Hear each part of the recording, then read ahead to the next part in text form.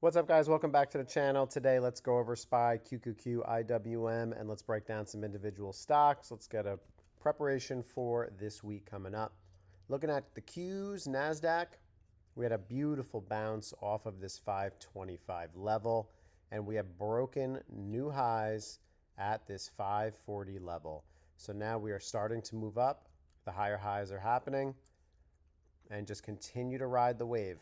If you bought this dip less than 1 year ago, let's go year to date in April, where I was buying, telling you guys to buy, even just buying an ETF, you would be up over 39%.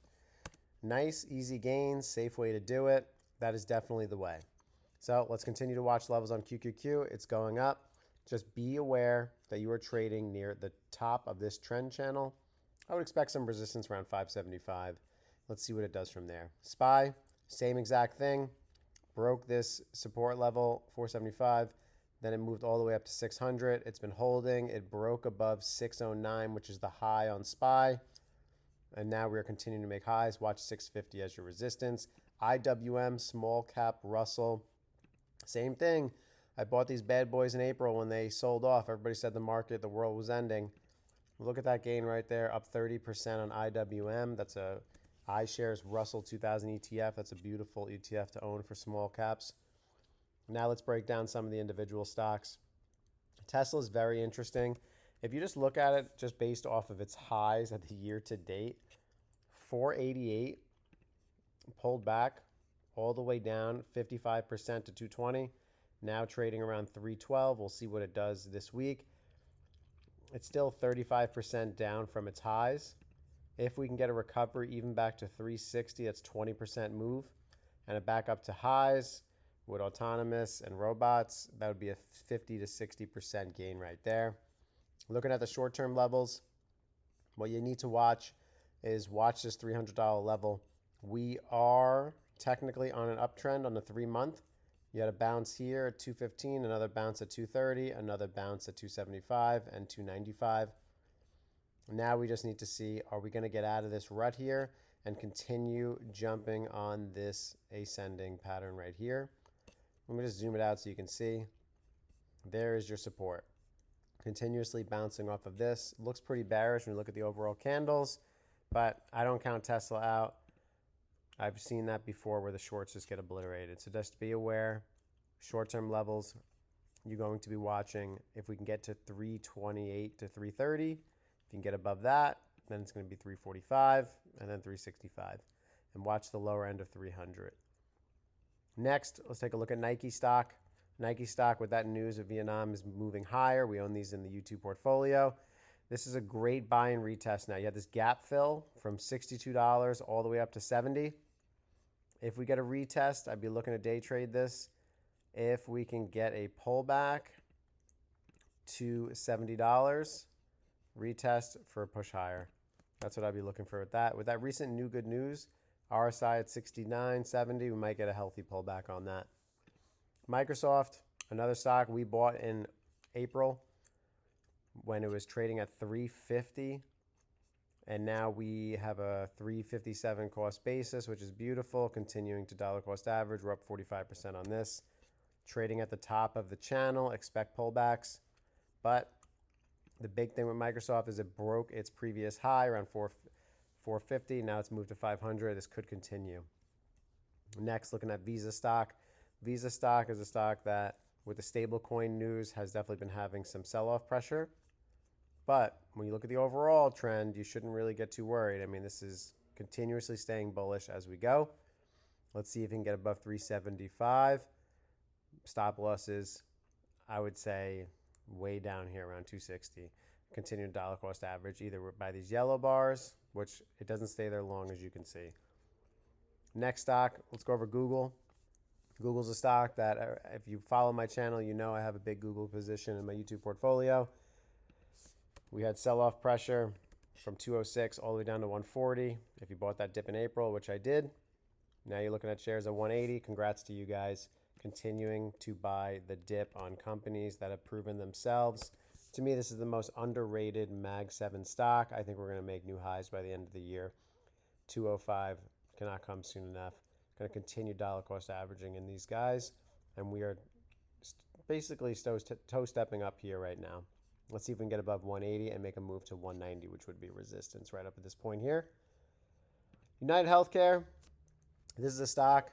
You guys know I buy it. I own it in the YouTube portfolio. I made a video on why I'm holding it. I'll post that at the end of this. Just watch these levels. All right, these levels are pretty clear as day. It just had a big rejection at 328, and that's kind of obvious. If you're following my channel, you would have saw, or in my WAP, you would see that we already marked off this resistance level at 327. And what do you know? The next time that it retests it, once, twice, now the third time, 328, rejection big time. So if you're going to look to short this, I think the smart move is to look for that retest around 312. If it's consolidating and then fails, look for that push down to 300. On the flip side, the other move is to look for this. Look for the break of 312, consolidation, and then push higher. That's what we're looking at right there. Let's go over Apple. Apple stock is doing well. It has their earnings coming up. This is a catalyst. We had a few members of the WAP calling this out. Dollar cost averaging down here around 190 and 200. That was a great buy on them. And why did they do that? They did that because they're looking at the overall chart. Apple, since 2020, has been doing this. It's a no-brainer to buy this stock when it's going like this. We're looking for this move back to this yellow mark around 250. That's the move we're looking at. China sales are increasing. They're starting to gain some market share again. And I'd be looking for a short-term bounce around 210 to 207, looking for that retest and then a push higher up to that 240 level. Amazon stock, one of my favorite stocks. I got them in my growth funds. And if you look here, we're about to test highs at 242. Amazon is an innovator. They're a great company, and they continue to just outperform. Looking at them, just looking for a move back to 240. Meta, 719 right now. Had a fantastic recovery to 750. Looking at that move, retesting that, rejected, which is normal. I mean, you expect rejection right here. I mean, it was literally at 739. It's pulled back to 719. Let's see if it can hold the $700 level. That is where I would be looking at if you were looking to scalp this. Looking for that first retest there off that bounce. I want to go over a few other stocks. APLD, it's an interesting one. APLD is doing well, quite considering. It's got to get above this $11 range. I don't like this consolidation that we're seeing right here. It is trying to hold this level. So definitely be cautious with this. Because potentially what you could have is this consolidation and then this sell-off down to $5. It's definitely a possibility.